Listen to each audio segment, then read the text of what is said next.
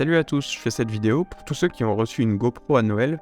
Si jamais vous vous êtes offert une GoPro pour ce Noël, parce qu'il y a des choses importantes à savoir quand on n'a pas l'habitude des caméras d'action et quand on n'a pas l'habitude de la marque GoPro. Donc si jamais c'est votre première caméra de ce type, je vais vous dire les 8 choses les plus importantes d'après moi, à savoir quand on commence son aventure avec une caméra GoPro. C'est des choses qui sont pas forcément connues mais qui sont très importantes, donc je vais aborder 8 points différents et ça va être sur toutes les questions qui sont les plus posées par les personnes qui viennent d'avoir une GoPro et je vais vous donner une réponse point par point pour que ce soit plus facile pour vous de rejoindre l'univers GoPro, mais ces conseils peuvent aussi être valables pour d'autres caméras d'action et d'autres marques. Donc on commence avec le premier point et ce qui est très important à savoir, c'est qu'il faut la bonne carte SD pour mettre dans sa caméra, parce que les cartes SD vont avoir des vitesses de lecture et d'écriture qui sont différentes, donc c'est-à-dire qu'elles vont être plus ou moins performantes, et il faut une marque compatible avec une vitesse compatible à votre GoPro. Donc pour ça, je vais vous mettre la carte SD qui est la plus adaptée à ce type de caméra.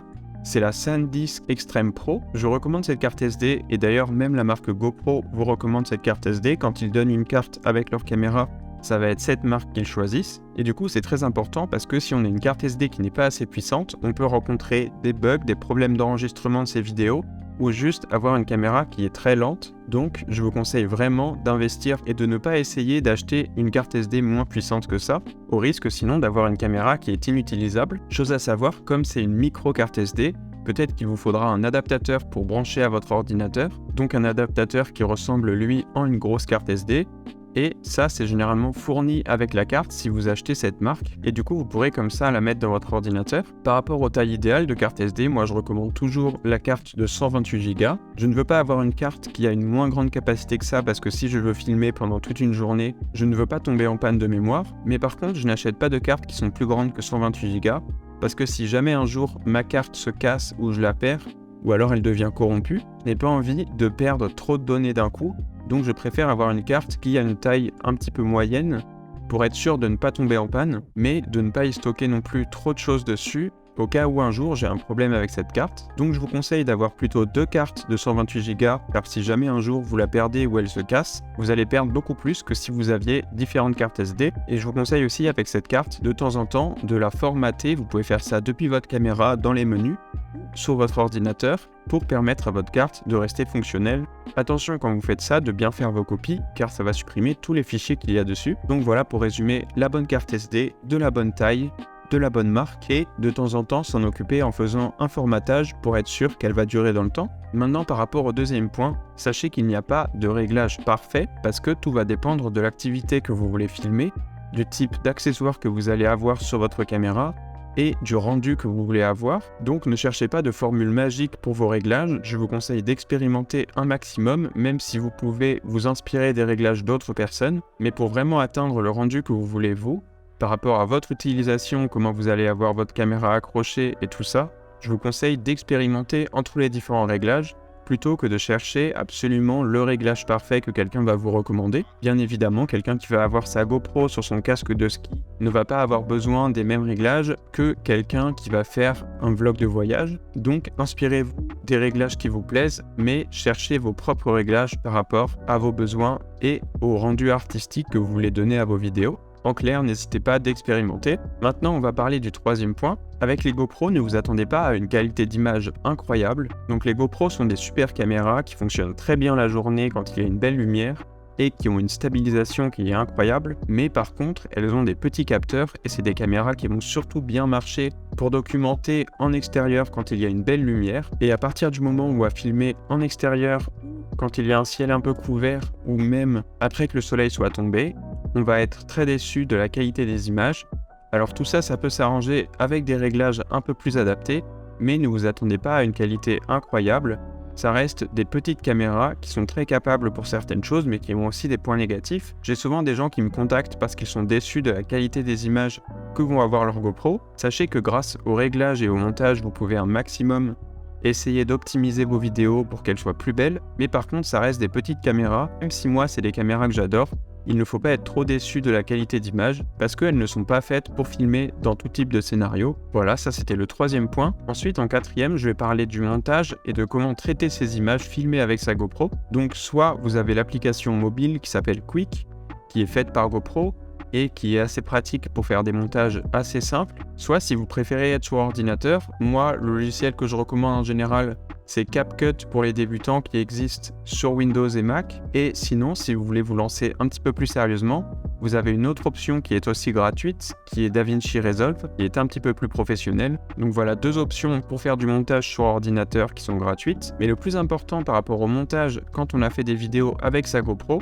c'est surtout d'apprendre, à mon avis, à trier ses séquences, d'essayer de garder que les meilleurs moments de tout ce qu'on a filmé. Ça va être pour moi la chose la plus importante pour raconter une histoire et faire de belles vidéos.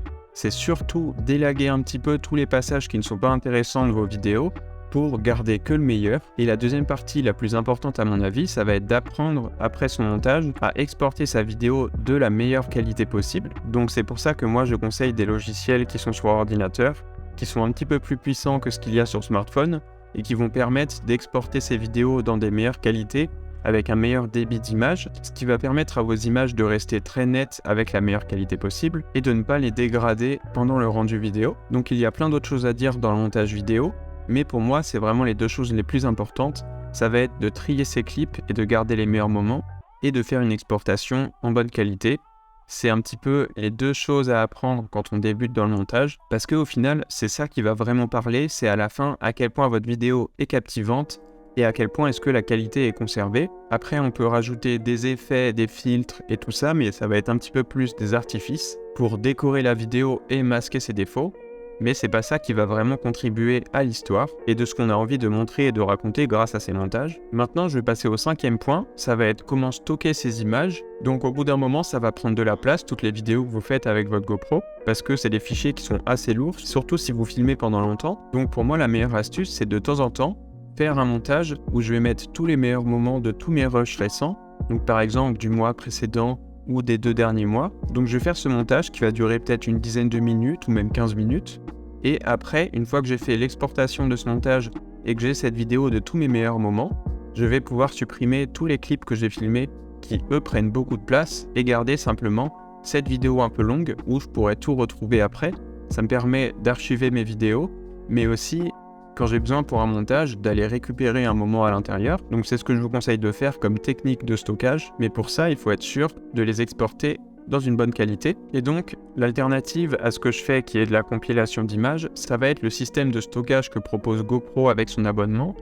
On peut enregistrer toutes ces vidéos dans le cloud, mais pour moi, cette solution a certains problèmes. J'ai déjà fait une vidéo sur le sujet, mais je vais revenir un petit peu dessus. Car quand on enregistre toutes ces vidéos dans le cloud, au bout d'un moment, on va en avoir des centaines, puis peut-être des milliers, et il va falloir à chaque fois se connecter, puis se balader dans des centaines ou des milliers de clips qui n'ont pas forcément été renommés parce que ça prend du temps. Donc de plus en plus, ça va être difficile à organiser et à s'y retrouver, et ça va devenir très compliqué quand on a une vidéo en tête qu'on recherche de la retrouver dans toutes ces données. C'est pour ça que je préfère faire un long montage que je vais donner un nom. Par exemple, je vais l'appeler janvier et février de 2023 et ça va être tous mes meilleurs clips de cette période plutôt que de devoir rechercher parmi énormément de clips celui que je veux. Après, une autre chose que je vous conseille de faire, ces longues compilations que je vous recommande, c'est de les mettre en 4K de la meilleure qualité possible sur YouTube.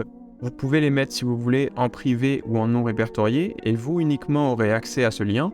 Et comme ça, vous les avez conservés quelque part, même si votre disque dur crash, si votre ordinateur meurt, si vous arrêtez de payer l'abonnement GoPro et que du coup vous allez perdre tous vos fichiers qui sont dans le cloud, vous aurez sur votre chaîne YouTube une vidéo de vos meilleurs moments, qui la qualité sur YouTube, quand on met du 4K, reste très bonne. Ça va vous permettre d'avoir une copie que vous pouvez retrouver à n'importe quel moment et n'importe où. Pour moi, à ce jour, c'est le meilleur moyen de faire des sauvegardes de ces vidéos. Et puis, c'est une solution qui ne coûte rien parce qu'on n'a pas besoin de payer pour mettre des vidéos sur YouTube en 4K. Donc voilà pour ce point. Maintenant, je passe au 6e point. Ça va être par rapport aux mises à jour de votre caméra.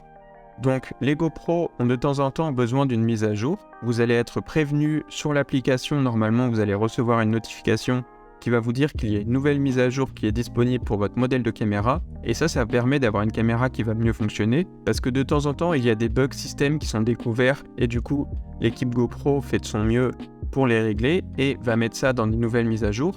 Donc, si jamais vous avez des problèmes avec votre caméra, n'hésitez pas à faire les mises à jour.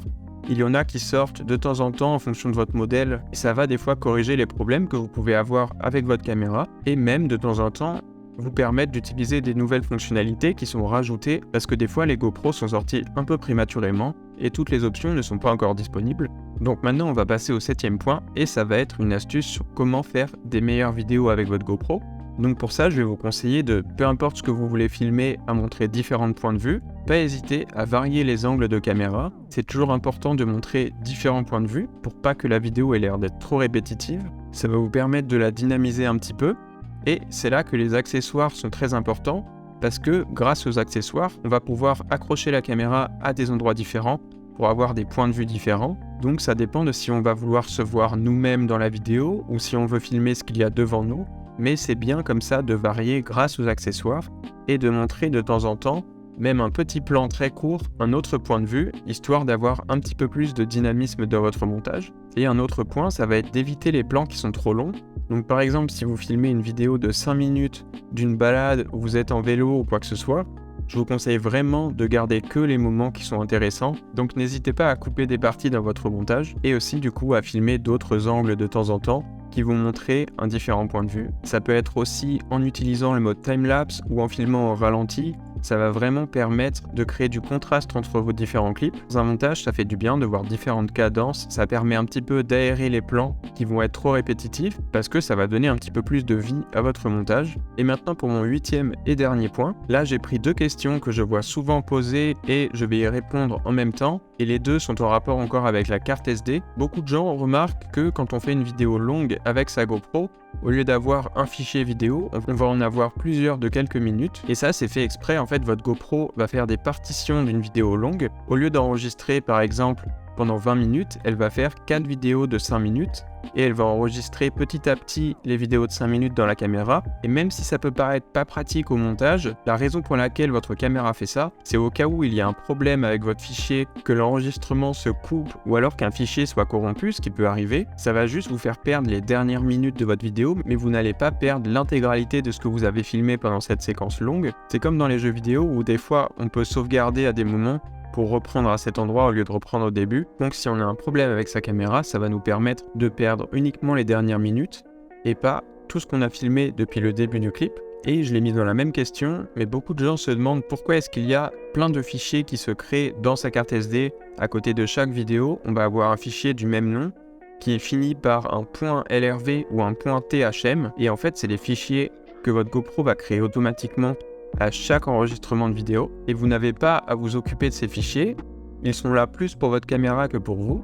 Il y en a un, le .thm, ça va être une miniature et l'autre, le .lrv, ça va être un fichier vidéo mais en très basse résolution pour que votre caméra puisse lire de manière fluide vos vidéos sans utiliser le gros fichier qui va peser lourd et qui va être en grosse résolution. Donc pour que ça soit fluide sur votre application Quik sur téléphone ou sur votre caméra, la caméra va créer comme ça des fichiers, mais vous pouvez les ignorer. La meilleure façon de faire ça, dans son dossier, c'est de cliquer sur trier par, et là on choisit trier par type, ce qui va ranger tous les fichiers MP4, donc toutes vos vidéos ensemble, et en dessous, ça vous mettra tous les THM, tous les LRV, et vous pouvez ignorer tout ça, et juste importer tous vos fichiers qui sont en .mp4, qui sont vos vraies vidéos en haute résolution. Donc voilà tous les points que je voulais aborder. Si jamais vous avez une GoPro à Noël du coup, j'espère que vous allez faire de belles images et que ces conseils vont vous être utiles. Si vous avez d'autres questions, n'hésitez pas à les dire en commentaire. Peut-être que je la verrai ou peut-être même que d'autres personnes de la communauté vont la voir et vont vous répondre. Je vous souhaite à tous aussi une bonne année et si jamais vous êtes abonné à la chaîne, on se retrouve dans la prochaine vidéo dans pas trop longtemps